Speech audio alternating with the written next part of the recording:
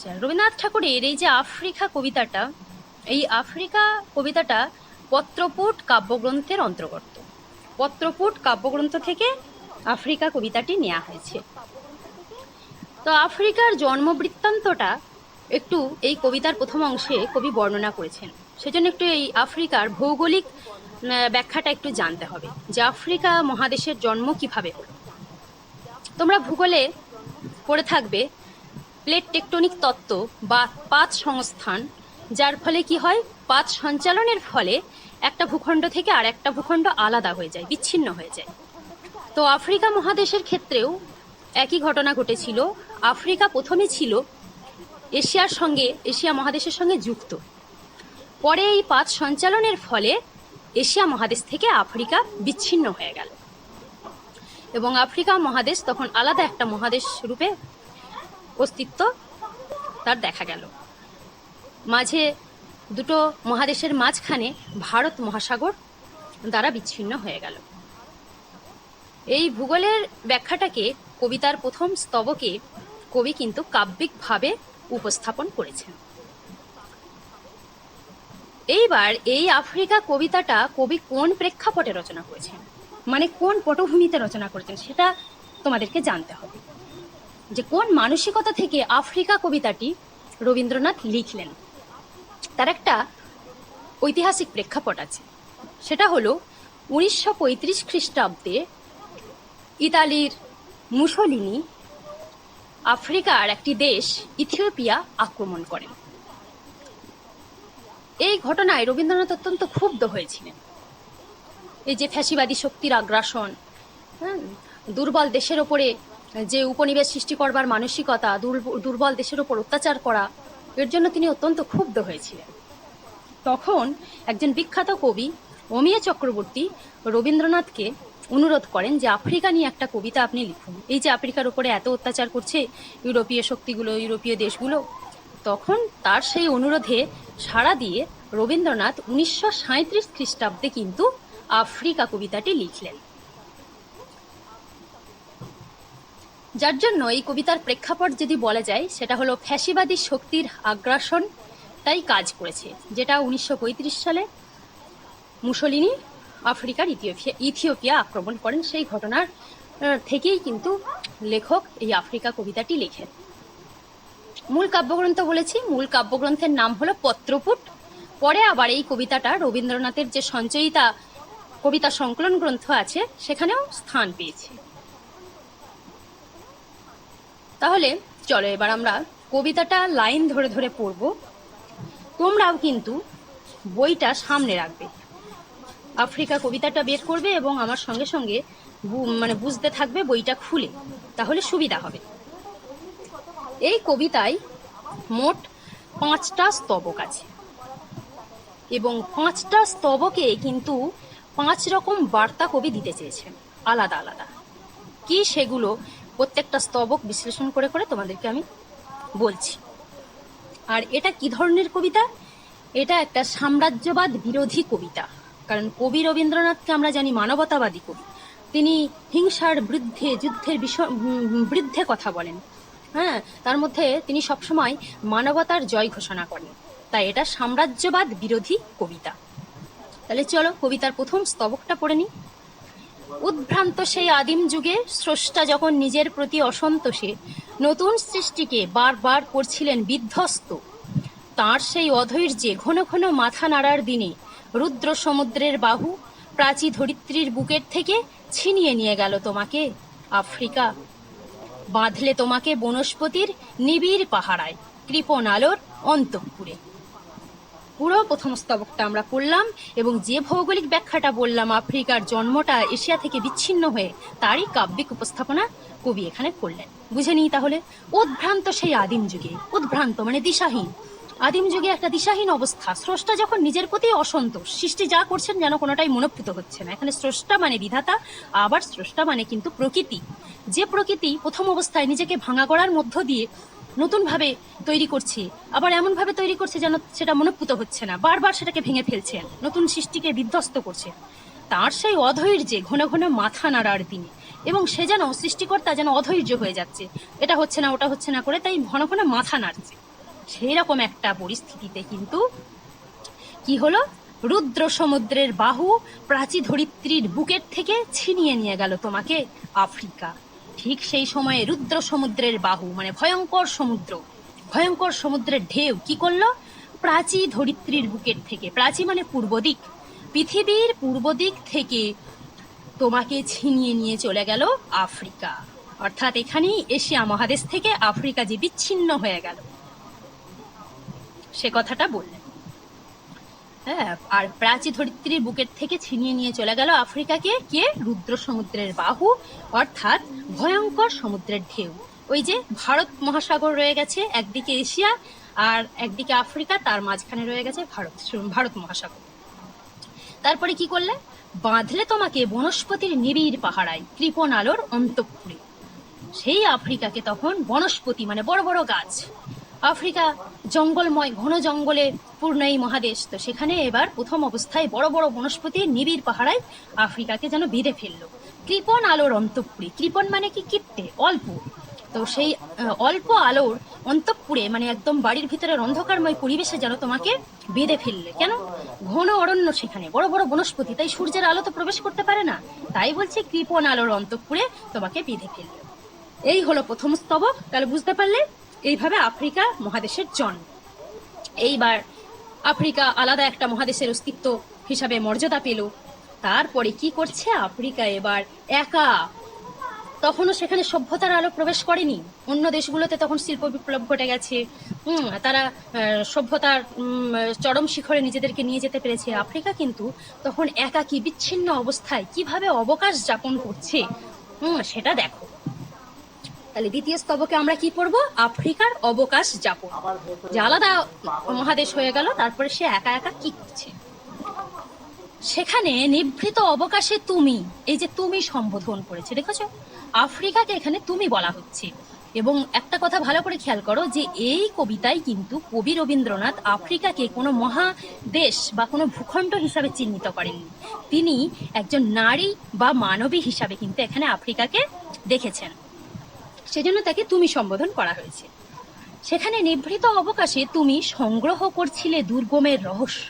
কি করছিল একা একা, তখন একা একা সেই অবসরের মধ্যে আফ্রিকা তখন দুর্গমের রহস্য ভেদ করার চেষ্টা করছিল, যেগুলো মানুষের কাছে অজানা রয়ে গেছে, সেই রহস্য সে যেন সংগ্রহ করছিল।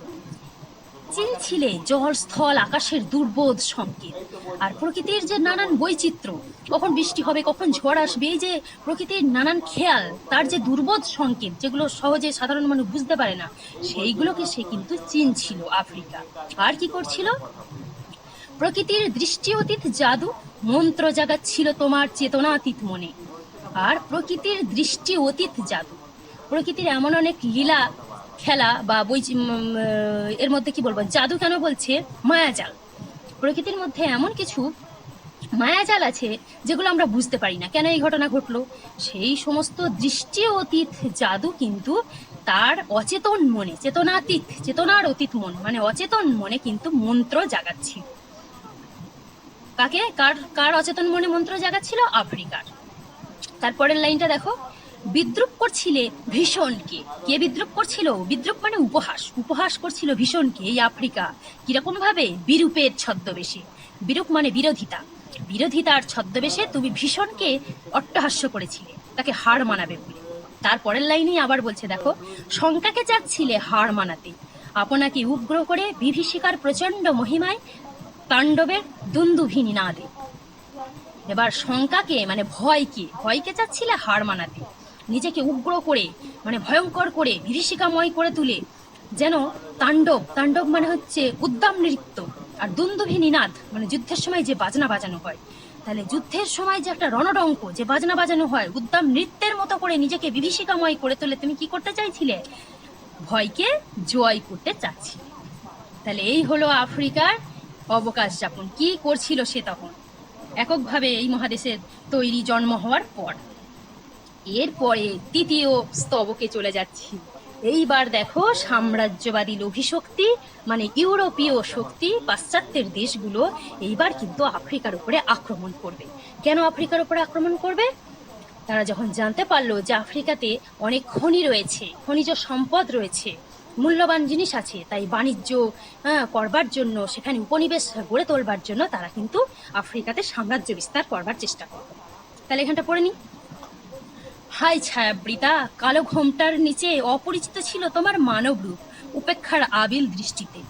হাই ছায়াবৃতা, হাই মানে কি? তার প্রতি একটা করুণা জাগছে। কেন করুণা জাগছে?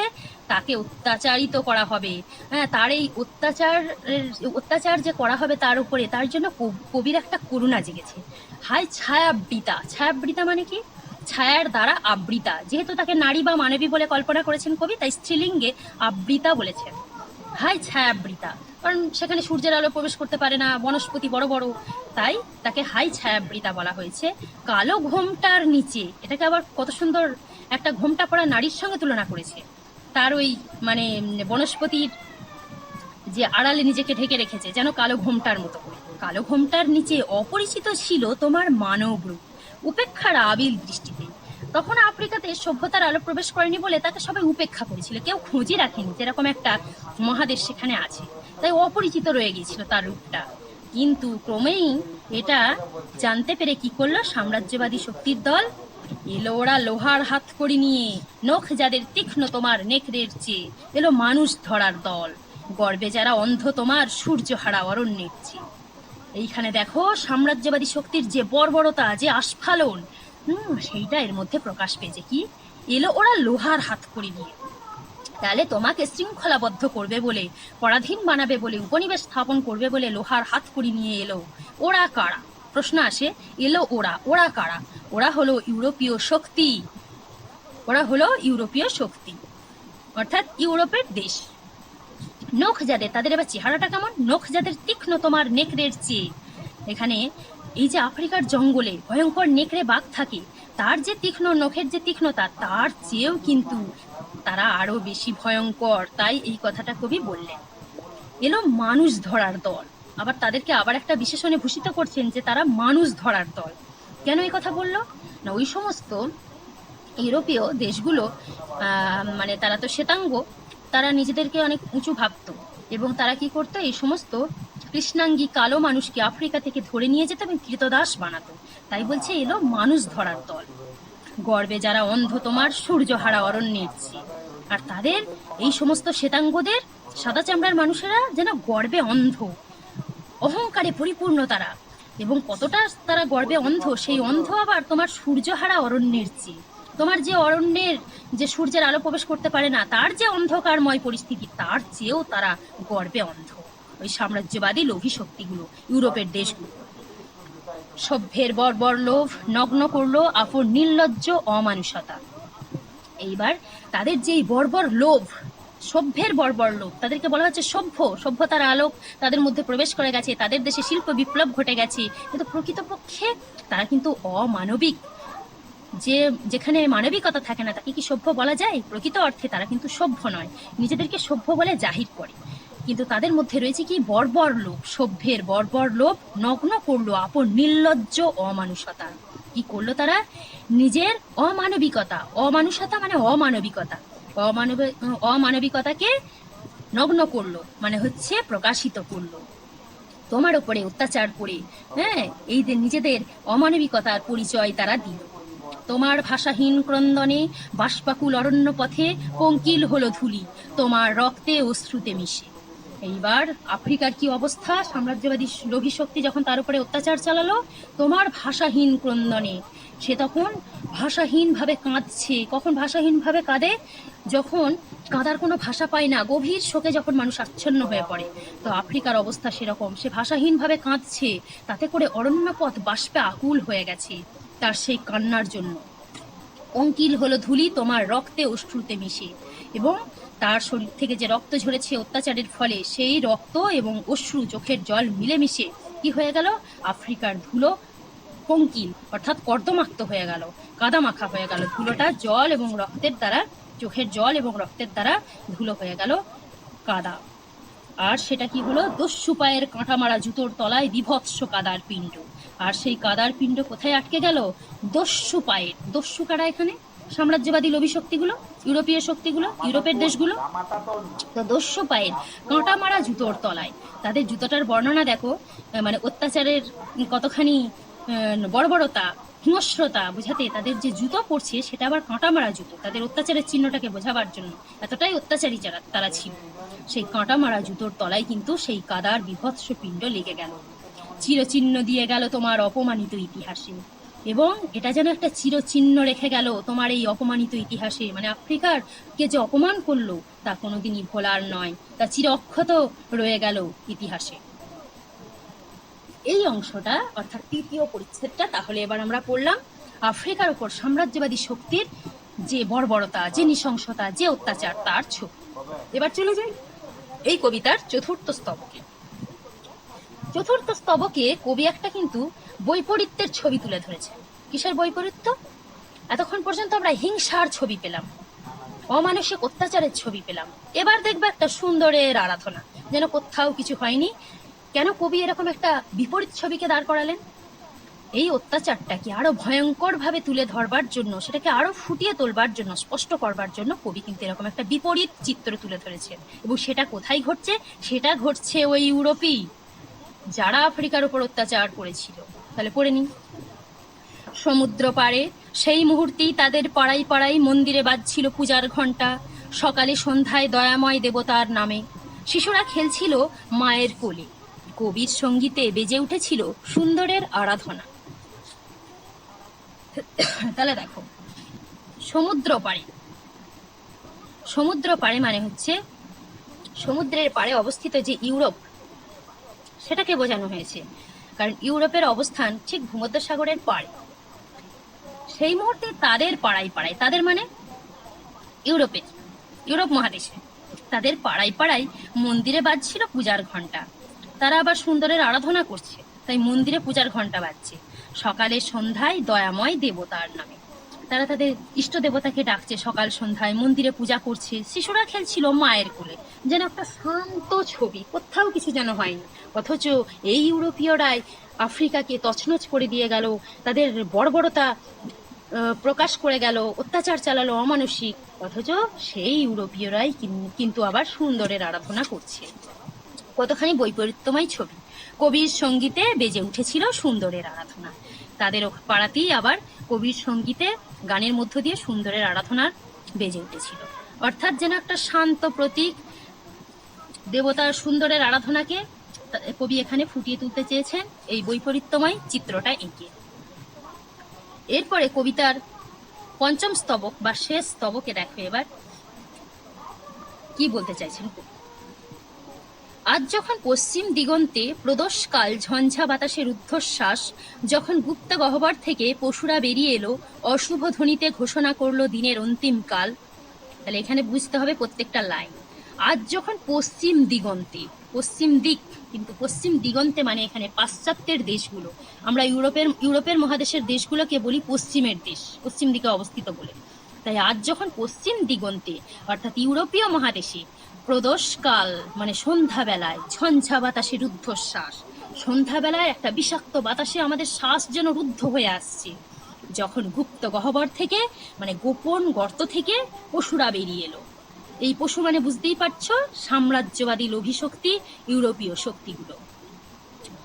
তারা বেরিয়ে এলো, অশুভ ধ্বনিতে ঘোষণা করলো দিনের অন্তিম কাল। এবং এই যে সন্ধ্যাবেলার পরিস্থিতি, তারা একটা অশুভ ধ্বনি ঘোষণা করলো এবং বলল দিন এখানেই শেষ হয়ে আসছে। অর্থাৎ এই চারটে লাইনের মধ্যে কবি দ্বিতীয় বিশ্বযুদ্ধের যে পদধ্বনি শোনা যাচ্ছে, দ্বিতীয় বিশ্বযুদ্ধ যে আসতে চলেছে তার ইঙ্গিত দিয়েছেন। কারণ 1939 খ্রিস্টাব্দে দ্বিতীয় বিশ্বযুদ্ধের সূচনা। তোমরা জানো, ইতিহাসে পড়েছ, 6 বছর ধরে চলেছিল দ্বিতীয় বিশ্বযুদ্ধ, 1939 থেকে 1945 খ্রিস্টাব্দ পর্যন্ত। তো কবির এই কবিতাটি লেখা হচ্ছে কবে? 1937। তখন কিন্তু এই যে দ্বিতীয় বিশ্বযুদ্ধ লাগবে তার যে একটা পূর্ব সূচনা, তা যেন কবি অনুমান করতে পেরেছেন। হ্যাঁ, পাশ্চাত্যের দেশগুলোর এই যে পাশ্চাত্য দেশগুলোর মধ্য থেকে যে সমস্ত সাম্রাজ্যবাদী লোভী শক্তিরা, যাদেরকে বলছেন পশু, তারা বেরিয়ে আসছে এক এক করে। দ্বিতীয় বিশ্বযুদ্ধের সূচনার ইঙ্গিত এখানে আছে। আচ্ছা, এবার এই পরিস্থিতিতে, এরকম একটা সংকটময় কালে কিন্তু কবি তো মানবতাবাদী কবি, আফ্রিকার প্রতি তার একটা সমবেদনা থেকে তিনি এই কবিতাটা লিখছেন, যে সত্যিই আফ্রিকার উপরে যা করা হয়েছে অত্যাচার, হ্যাঁ, তার থেকে কিন্তু তিনি এই কবিতাটা লিখছেন। তাই শেষ অংশে কবি কিন্তু আশাবাদী এবং তিনি মানবতাবাদী। এবং এই কবিতাটাও তোমাদেরকে মনে রাখতে হবে যেটা একটা সাম্রাজ্যবাদ বিরোধী কবিতা, যার জন্য বলছে, এসো যুগান্তের কবি, আসন্ন সন্ধ্যার শেষ রশ্মিপাতে, দাঁড়াও ওই মানহারা মানবীর দ্বারে, বলো ক্ষমা করো। তাহলে একটুখানি করে দেখে নিই, এসো যুগান্তের কবি। যুগান্তের কবি কাকে বলে? যুগান্তের মানে এক যুগ থেকে অন্য যুগ বা যুগ পরিবর্তনের কবি। এখানে আসলে কবি রবীন্দ্রনাথ নিজেই যুগান্তের কবি, তিনি বলেছেন এসো যুগান্তের কবি। এই যুগ পরিবর্তনের কবিকে তিনি আহ্বান করেছেন কখন? আসন্ন সন্ধ্যার শেষ রশ্মিপাতে, মানে শেষ আলোয় দাঁড়িয়ে, শেষ আশার বাণী হিসাবে সেই আসন্ন সন্ধ্যা যখন নামছে, তার যে শেষ আলোক বা শেষ আশাতে দাঁড়িয়ে কি করতে বলছে? দাঁড়াও ওই মানহারা মানবীর দ্বারে। কার পাশে দাঁড়াতে বলেছেন? মানহারা মানবী। কে এখানে মানহারা মানবী? ওই আফ্রিকা, তার মানকে হরণ করেছে ইউরোপের দেশগুলো, ইউরোপের সাম্রাজ্যবাদী শক্তিগুলো। ওই মানহারা মানবীর দ্বারে দিয়ে দাঁড়িয়ে তার পক্ষ অবলম্বন করে কি বলতে হবে তার কাছে? বলো ক্ষমা করো। অর্থাৎ ইউরোপীয়রা যে অত্যাচার করেছে আফ্রিকার কাছে, তার জন্য তারা অনুতপ্ত নয়, যেজন্য তারা কোনোদিনই এই আফ্রিকার কাছে কিন্তু ক্ষমা চাইবে না। কবি নিজে তাই যেন তাদের হয়ে আফ্রিকার কাছে ক্ষমা চাইছেন। বলো ক্ষমা করো, হিংস্র প্রলাপের মধ্যে সেই হোক তোমার সভ্যতার শেষ পুণ্যবাণী। হিংস্র এই যে প্রলাপ চারিদিকে যে চলছে, হিংস্র বর্বরতা, আগ্রাসন, ক্ষমতালোভীদের লড়াই, সেই সমস্তের মধ্যেও তোমার সভ্যতার শেষ পুণ্যবাণী হোক ক্ষমা করো। এই কথাটা ক্ষমা করার মধ্য দিয়ে কবি নিজে এখানে আফ্রিকাকে তার প্রতি যে অত্যাচার করা হয়েছে তার জন্য ক্ষমা চেয়েছেন, এবং ক্ষমা করো এইটাই তিনি সভ্যতার শেষ পুণ্যবাণী হোক বলে ঘোষণা করেছেন। এই মানবতার জয় ঘোষণা করেই কিন্তু কবিতার পরিসমাপ্তি। তাহলে কবিতার ব্যাখ্যা আলোচনা এখানেই শেষ হলো। আশা করি তোমরা বুঝতে পেরেছো। এই